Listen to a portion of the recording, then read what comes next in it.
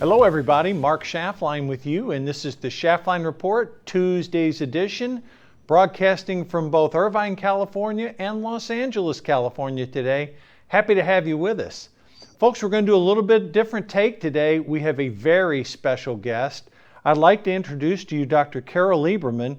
She's a forensic psychiatrist and an expert witness. She's appeared on numerous media outlets over her career, many of which are friendly outlets, some of which are the lamestream media outlets, but she's got an opinion on a lot of things going on right now from a psychological point of view and a psychiatric point of view, and she's going to talk about some of the topics we've been talking about on the show extensively for the past 30 days. Hey, Carol, welcome to the show. Happy to have you with us today. Thank you so much. It's a pleasure to be here.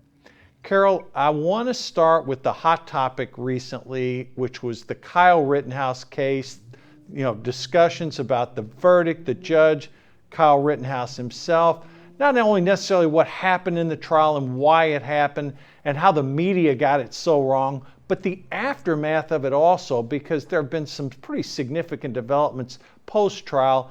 And if you could walk our audience through, the trial, the judge, how it happened, how it came together, because you've been involved in many cases like this.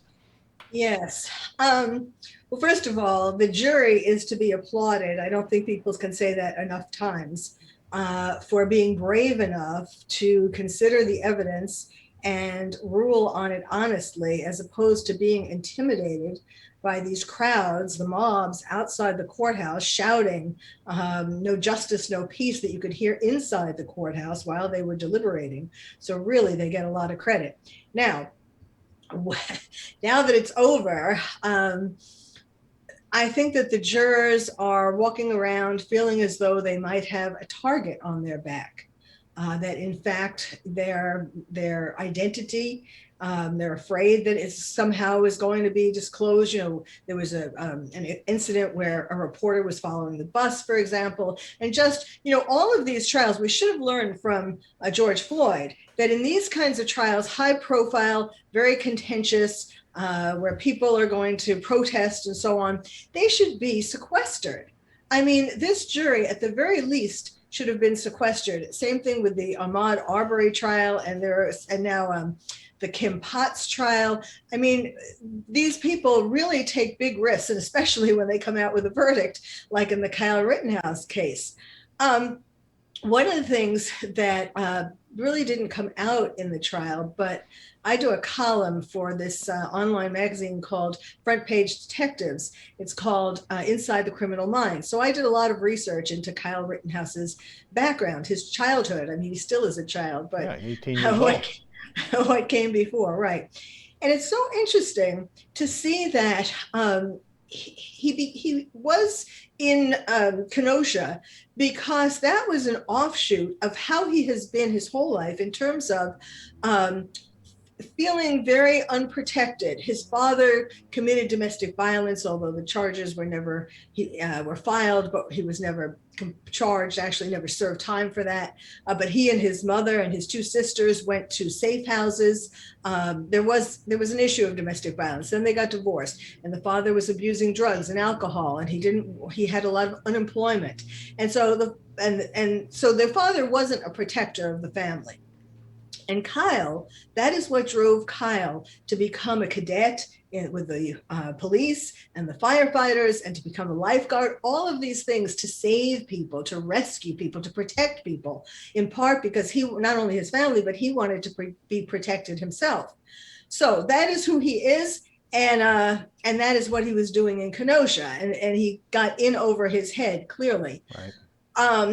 And now, after the trial, he's a very fragile guy, with all these courses and everything. He's still a fragile guy. And people are coming at him from all sides, wanting to sort of horn in on his fame, wanting him to do things with them and so on. He's getting a lot of opportunities, and he really doesn't have the maturity. I mean, hopefully he's having good guidance. but there's that. And then, of course, there's this horrible thing that happened with Arizona State University, where he was studying online. Already he had begun, and he wanted to be a nurse like his mother, or a lawyer. I don't really think he's tough enough to be a lawyer, but he has a lot of compassion, and I think a nurse would be great. Anyhow, the students at Arizona State University decided that they didn't want him there, and they planned a rally and so on, and he decided to withdraw, which was really disappointing. I wonder how you feel about that, but I mean, to bend to that. Yeah, let me answer that question, because we talked about that extensively on the show right after that news broke. You know, from our perspective, it was left-wing groups on campus that were basically demanding that, you know, the university not allow him on campus. He was actually supported by the college Republicans, which I was very happy to see. But the name of the groups, I can't recall them exactly, but the Socialists for America, the People for Palestine, the Safe Space lunatics, you know, the snowflakes. The snowflakes. the snowflakes on steroids were the ones that were wanting him not on campus. And you know what? Whether he made that decision, again, right now, I am confident that he has good counsel, because I listened to the attorneys that represented him at the end. Those are some damn good attorneys. I've been around them, and I think he can get good advice from those attorneys, unlike the Lynn Woods of the world, who I think were using him. I was disgusted when that word of that came out. But I think he has to make some decisions. Obviously, he's living in Southwest Florida right now. I think that's where he's camping out. But he's going to have to make some decisions. Does he go after Joe Biden? Does he go after some of the people that prejudged this case in the media, a la like Sandman did with CNN and others? That's a decision he's going to have to make. I think he's going to have opportunities, because in the fragmented society we live in right now, where, again, I say this on the show all the time, Carol, 70% of the American public is either center left or center right. They accept the jury verdict and move on. But that hardcore group on the left and some hardcore on the right, again, different views. So Rittenhouse is going to have his opportunities. I agree with you. He's still fresh. He's 18 years old. He just escaped the biggest obstacle anyone could ever face in their life. You know, he had the risk of going to jail for an extensive period of time. Fortunately, the men and women on that jury saw through the charade of the case and acquitted him of all 5 charges. So I'm optimistic that the young man will land on his feet. He seems to have noting what you said, fragile, but still has a pretty good head noggin on his shoulders there, I think. So. Yes. It's just that his underpinnings, you know, like what I was saying, like his mother, because they didn't have any money, even though his mother eventually got certified as an assistant nurse, they kept being evicted several times. The mother eventually filed for bankruptcy. She was in the hospital with bleeding gastrointestinal disorder. So, you know, he's come from a really, really traumatic childhood. Yep. And so that's, you know, I've seen this with trials, high profile trials, where afterwards the person is sort of besieged by other people wanting to kind of get involved with them, and right after they've gone through the trauma of a trial, you know, so it's hard. But his mother isn't that sophisticated, and so I just hope yes, his lawyers were amazing. Yeah. And you know, getting to the judge, I thought he was a great judge. So did I. The criticism I didn't think was warranted at all. And, you know, how they could criticize because he was talking about ordering in Chinese food. I mean, people look for, people are so overly sensitive. You know, he wasn't saying anything bad about Chinese people, you know, right. And then letting him roll the contraption to pick out the jurors. I thought that was very cool. And the point of it was, I mean, it looked like they were playing bingo, but aside from that, it was showing that there was not going to be any funny business, that he let him pick out the papers or whatever that showed who was going to be in the jury. There couldn't be any saying that they did it in a way that there was something wrong or fishy about how they did it. Carol, let me ask you this. What's your take on how the media in this country is handling these high-profile cases? Because it seems over and over, case by case, the media prejudges it. 80% of the time they're wrong. They whip up people's emotions. And for what good reason? I mean, it sure as heck can't be ratings, because the liberal outlets, CNN, MSNBC, their ratings are in the tank. I mean, give me your perspective, because you've dealt not only in this case, but in hundreds of cases that you've been involved with. What's the media's role right now? What do we do about it going forward? Well, I think the media has forgotten that they are supposed to be presenting the facts. There can be people who are on giving their opinions, but the primary focus is supposed to be talking about the facts. And not to be trying to sway people. But that's why I was saying earlier about how it's getting more and more important to sequester jurors. Right. Although also, there's so much pre-trial publicity that even if the jurors are sequestered, once they become jurors, still they've seen something. But people, there is such anger in the country, first of all. So much rage. Partly that is due to COVID, the lockdowns and the mandates and all of that. Partly we're so angry. Air rage, road rage, of course. Right. Part of it, by the way, is also coming from the fact that people have been locked down for certain amounts of time. And a lot of people have had more time on their hands and time to play violent video games. Like we had this school shooting just recently. Yep. And we are going to have more school shootings. My prediction for this year, we're going to have more school shootings than ever before. Because especially kids, especially high school age, they have had a lot of time to be home, spending time on the computer, on violent video games. And, I know people like to argue about this, but I was the head of the National Coalition on TV Violence, and I testified before Congress 3 times about media violence. There has been study after study after study that has shown before me and continuing, and that the more hours of media violence you consume, whether it's television, movies, or especially video games, the more aggressive you become. So not everybody's going to become a serial killer, but I think that is a contribution to what we're seeing with the air rage and road rage and school shooters and all of that, domestic violence and all of that. So that is sort of collateral damage to what we've gone through for this year and a half. Let me ask you this, Dr. Lieberman. The case of the school shooter recently, what is your take on the fact that the parents have now been charged, and the prosecution is indicating there could be additional people charged in this case? I don't want to editorialize it because the case is still early on, but one thing I've seen in case after case, these type things, prosecutors tend to overcharge, which has led to a lot of not guilty verdicts or reduced verdicts. What's your take on the parents being charged in this case? Oh, yes, I agree with you that prosecutors tend to overcharge.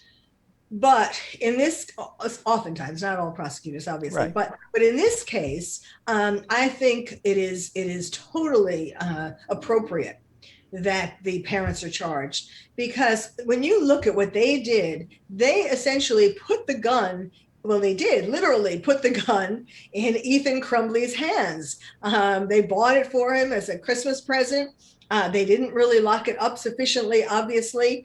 They have criminal histories of their own. Okay. And I wasn't aware of that. Yeah. Yeah. Most drunk driving and passing bad checks, and a neighbor. And I was talking about them being alcoholic. And sure enough, yesterday, a neighbor came out, a former neighbor, and said that she was when Ethan was about 8 or 9 years old, she was very worried about him, and she called Child Protective Services anonymously.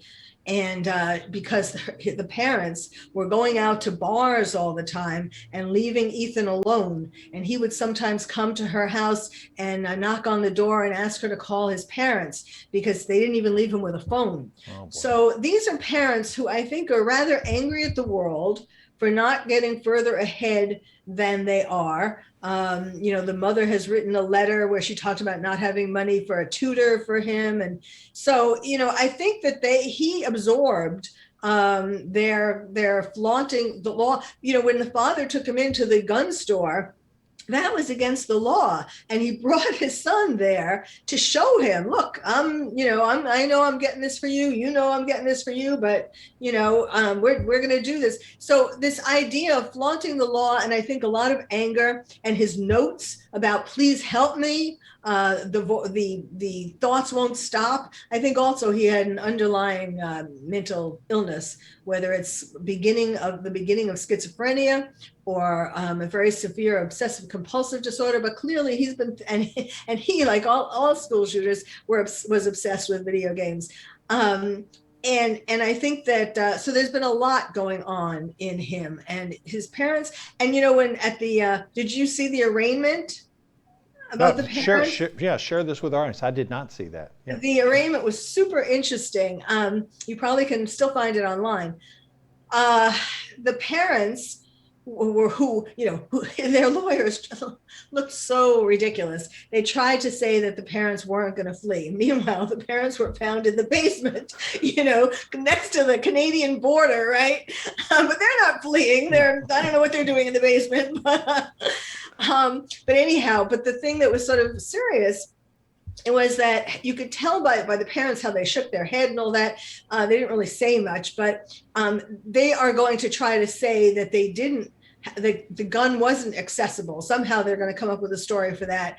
And they were clearly going to throw him under the bus to protect themselves. I mean, they do deserve, when more things come out, the mother wrote that note, LOL, when the teacher found him looking for ammunition. Next time, don't get caught. Then when he did start the rampage, the mother wrote, don't do it. I mean, they knew that they had been setting him up for all his life. Sounds like you're making a pretty good witness for the prosecution here, Carol.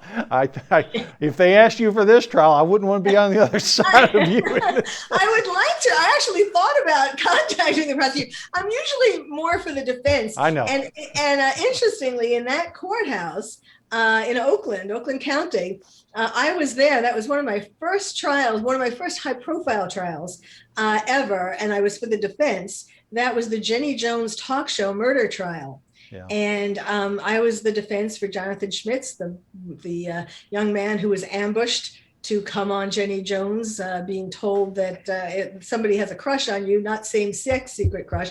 And though the media tried to say he was gay or he was homophobic or whatever, all of that wasn't true. It was a much longer story. It was mainly because he didn't want his parents, his father and his grandfather were homophobic, and he thought that they wouldn't love him anymore if they saw that, if they would assume that he must be gay.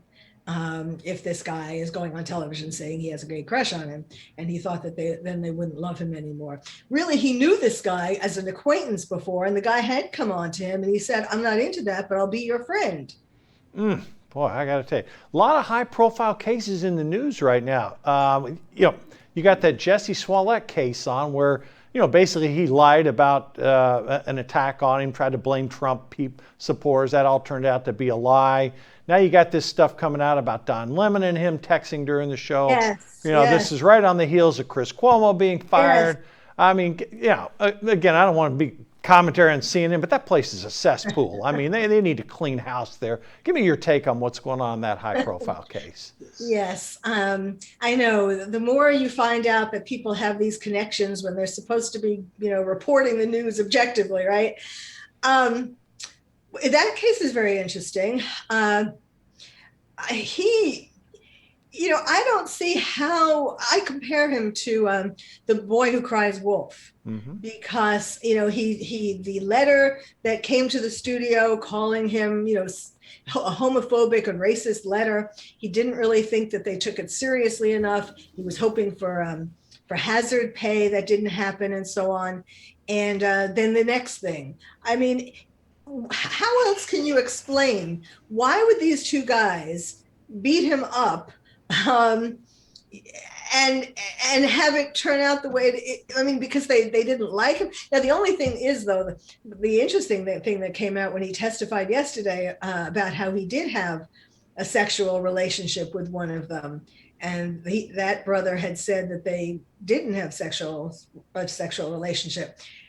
It kind of makes you wonder about that. But whether they had sex or not is really kind of besides the point. Yeah, it's totally besides the point. I mean, the guy basically committed a false crime. It didn't happen, and now he's being charged with multiple felony accounts. And every indication is these prosecutors are presenting a good case. Yes. I mean, because by now the two brothers wouldn't have wanted to go take it this far. And Jussie had a chance to, they offer back in, it's gone all different ways, but they offered him a plea deal back in the day. This could have all been over. And why he didn't accept it, I think it was hubris. I think he just thought that he could beat it, whatever they're going to claim that he did. But another thing that with the noose around his neck, that he kept the noose around his, why, if it was really a racist crime, do you think, most Black people would not keep a noose around their neck, or any kind of race, or, whatever it is. If you have a symbol of something that is anti whatever you are, you would, like if a Jew had a swastika or whatever, you wouldn't keep it around you. That's the last thing you would do. Right. Well, again, a lot of high profile cases right now, Carol, and the media seems just consumed by some of these cases. You had the case, what about the case with the Christmas parade? And, the guy, that should have been a domestic terrorist case. 6 people killed from that. Guy rams a truck into people who are just celebrating Christmas. And the left-wing media in this country tried to downplay it as an automobile accident. For God's sake, it was a terrorist attack. Yes. It's so interesting. Some cases, there are a ton of cases, which of course, I'm enjoying analyzing all of them as a forensic psychiatrist, but some of them linger for a long time, like Kyle Rittenhouse. But the Waukesha parade, it was over in an instant. The media coverage of it, which is absurd. It should have been considered, I consider it a domestic terrorist attack, because in fact his writings on social media and all of that, he was a BLM supporter, and he had he was a wannabe rapper, and he had all kinds of horrible things on his social media and in his songs and so on. And he did it on purpose. There was no question. It wasn't that he was fleeing. They twisted it. They said that he was fleeing from a domestic violence attack. That had happened days ago. Right. And he had been in jail for that. And then, of course, with this wonderful new lowering the bail, no bail, low bail, he got out on $1,000. And so that's what the domestic violence part of it was. But yes, really, just to go back to, I realized I didn't really answer one of your prior questions well enough in terms of why all of these trials are getting, I was talking about people being angry, but also people are so intent upon promoting their agenda. Exactly. And whether it's kicking Kyle Rittenhouse out of school, or what they find, or saying that the judge ordered Chinese food. Whatever it is, it's turned into some kind of a racist or an issue, rather than seeing it for whatever it is. Yeah, I concur with you. If it doesn't fit the media narrative and the left-wing base, they try to twist it, pull angles, and basically politicizing every high-profile trial that's coming out right now. And I think their game's almost up on that because people are seeing through this nonsense. Let me I hope so, but as long as people are going to be willing to stand in front of the courthouse, I mean, we have Kim Potter now, and how is she going to get a fair trial? Yeah. I want to ask you this. Let me shift subjects away from the trials. I want to use your background as a psychiatrist. Talk to me about what is going on in the Biden administration right now. I mean, they come out with this policy on China where they basically say, well, we're not going to send diplomats to China. And the Chinese Communist Party is just looking at them like they are fools, saying, we don't care if you send your diplomats. We're not inviting them anyhow. I mean, thank God Biden didn't cancel the athletes who have trained for 4 years for this. But I mean, what do you make of this, and why? Give me the psychological profile here, because it seems like this and Ron Klain, the chief of staff, blaming the media, which is, let's face it, Carol, the media is the propaganda arm of the Democratic Party in this country. Right. What is going on with this Biden administration from a psychological point of view from your background? Well, we know, first of all, that Biden is a puppet. Yeah. So it has to do with what the puppeteers are telling him from one day to the next. And they're telling him, in regard to China, you have to make it look like you're not in the pocket of China. So do something, find something to do, or they told him what to do. This will make it look like you're not really that cozy with them. I mean, yes, it was ridiculous. But the more serious issue, neuropsychiatrically, with Biden is that clearly, I have been saying this. It's been so frustrating. I have been saying this since before the election, trying to warn people on whatever media outlet would have me on, right, about how he had what I called encroaching dementia. Right. And of course, it's only gotten worse. I mean, he is now doing what we call word salad.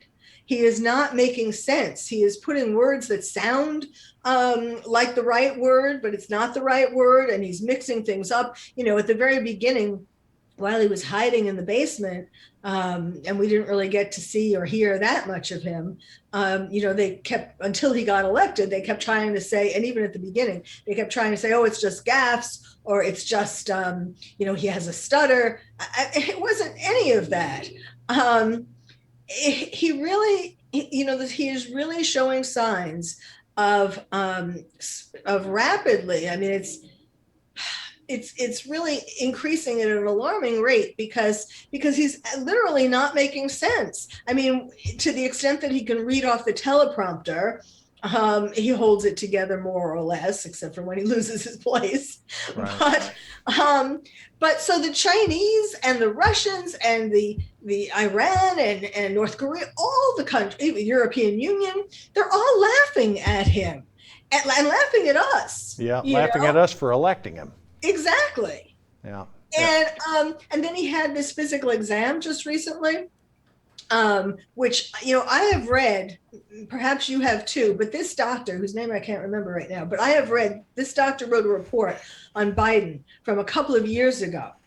And it was an okay report. And it talked about how he had when in his 40s, he had an aneurysm, two actually bleeding aneurysms, and he had surgery for that. And he is currently taking an anticoagulant for atrial fibrillation. Atrial fibrillation puts someone at a very high risk of stroke, which is why you take an anticoagulant. Right. And he has other medical problems. And so now this same doctor examines him again, and the only thing he can talk about is that his gait has to do with the injury that he had to his foot like a year ago or almost a year ago. Clearly, either they didn't do any cognitive tests on him, or they did, and he's just not reporting it. Because, how if anybody like Biden, just a normal average person, walked into a doctor's office and talked to the doctor for a little while, doesn't have to be that long, even 5-10 minutes, like Biden talks, the doctor would surely either do it himself, or most likely he'd refer him to a psychiatrist or a neurologist to do testing, neurocognitive testing. Well, And Carol, yet this wasn't done. well, you've got the background to do the analysis on it, and what you're stating is sort of obvious to a lot of us people who Yes. don't have that degree. I mean, Yes. and it's sort of said, we all wish the best for our president, and considering who the vice president is, we talked about this yesterday, we really want him to stay in good health because he's got, in theory, 3 more years to go. But I mean, the reading, even when he reads from the teleprompter, it's so obvious. I mean, he just is reading the words, not associating them, putting things like quotation in back of it, not taking any questions from the press, maybe one, and then walking out of the room. And I mean, look, Trump was whatever Trump was, but he was a media magnet. I mean, he would talk for hours, talk in front of the helicopter, walking to the White House. I mean, he was a media magnet. Boy, Biden is just the opposite. And it's raising, obviously, concerns. And then you're right about our allies. I mean, it's sort of sad. You hope that he can pull out of it. But, from a clinical perspective, unless this guy gets some help, I don't see it happen. Talk to our audience a little bit. We got a few minutes left. Where do we go from here clinically with the president?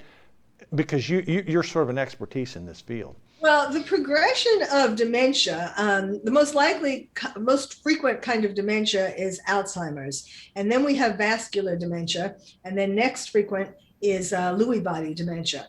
But they're all dementias, and they have slightly different symptoms and so on, and rates of progression. But the course of dementia is downward. There's no cure. You can, if you catch it early enough. There are certain medications that help to some degree. It depends upon the person and so on. But there's no coming back to the original state unless there's something called pseudo dementia, which is depression, major depression. Mm-hmm. And that can cloud your mind and have it look like dementia. But Biden is past that. Besides, he's elected president of the United States. What's to be depressed about other than that he doesn't know what he's doing? Right. But no, this is only going to go downhill. And there should be a call for the 25th Amendment. I mean, it's one thing, I know talking about it before the election, you could say, okay, I was saying that because I wanted people to vote for Trump. I did want people to vote for Trump, but I was not saying all this stuff about Biden to get, I wasn't lying about what I do this kind of work for competency, determined competency. So we really, and Afghanistan was proof. If anybody, that's the one good thing about this is that Democrats and Republicans are kind of coming together with this, and poll numbers are down both with Democrats and Republicans. And people, because as you said, you don't have to be a psychiatrist anymore to tell, what's happening with Biden, how his mind is deteriorating. And Afghanistan, I know we have to go, but let me just say this. No, please, we're good. You're good. Afghanistan was horrendous. There are no words, but it was a good example of one of the reasons why Biden has to get out of there ASAP. Because one of the things with dementia is that you lose abstract thinking. Abstract thinking is the ability to see ahead what a move is going to chess players have good abstract reasoning because they can see if they do this, the person's going to do this, and they can do way ahead. And Biden just does not have any abstract reasoning, whether it's for Afghanistan or vaccine mandates or anything else that he's supposed to, or his $1 trillion budgets and all that. He can't see what impact these things are going to have down the line. Yeah. So we need the hook. The hook. Well, I don't know if we're going to get the hook or not, but Carol, right now he's having a conference call with the President Putin today, talking about what's going on in the Ukraine. The Chinese are sort of laughing at him. Yeah, his own advisor saying, well, we're trying to get him out and sell, these big spending programs. The $1.75 trillion one that Schumer wanted to pass by the end of the year, that doesn't look like it's going to happen. And again, news came out today, Carol, only 22% of Americans want to see Biden run again in 2024. Heck, listening to you, I'm not sure he's going to make it to 2024. No, I don't think he will. Yeah. I don't think he will. I think it's going to be increasingly obvious, and at some point, certainly before 2024, we're going to have to do something. I mean, everyone's going to no one's going to want to vote for him. The people who voted for him, there are very few people who voted for him in the first place. The people who voted for him were voting against Trump. Yeah, a lot. And now they're sorry.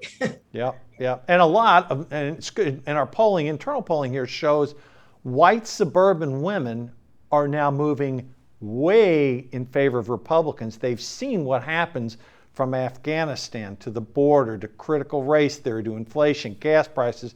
And white women, suburban voters are saying, wait, we did make a mistake here. And that's why polling is looking very favorably for Republicans heading into 2022. Carol, you got a minute left. Give us a summary of how you see things and where things are going to go in 2022 from your background.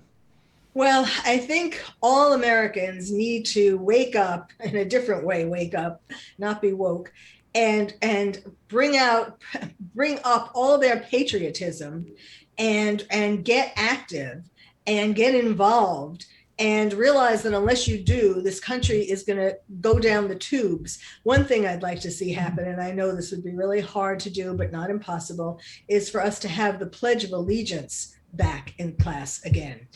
Ever since that has been diminishing or diminished, the more that's gotten out of schools, the more we have forgotten the patriotism. And that has, starting from the ground up, that is a very important thing that we need to bring back. Carol, I cannot thank you enough for coming on as our guest today. You bring a great perspective to the news of the day, and your expertise in some of these high-profile cases. I know our audience eats it up, and I can't thank you enough for joining me today. Thank you. Folks, I'll close it out with this. We've seen massive increases in the stock market yesterday and today. There's a belief on Wall Street that the Omicron variant may not be as severe as previously advertised. The economy's continuing to grow, and if there's one really good piece of news coming out of this, is that even though the president may have some problems with the mental facilities, the United States is an economic powerhouse. That engine is roaring right now. Yes, the Fed's going to taper. There may be higher interest rates next year, but maybe it could be for the good reasons that the economy comes back. We'll keep our eye on that, and we'll keep you informed of all the news developing relative to what's happening with Schumer and the Democrats' effort to spend money excessively. Thanks for viewing today. We'll be back tomorrow. Stay safe, and we'll see you on Wednesday.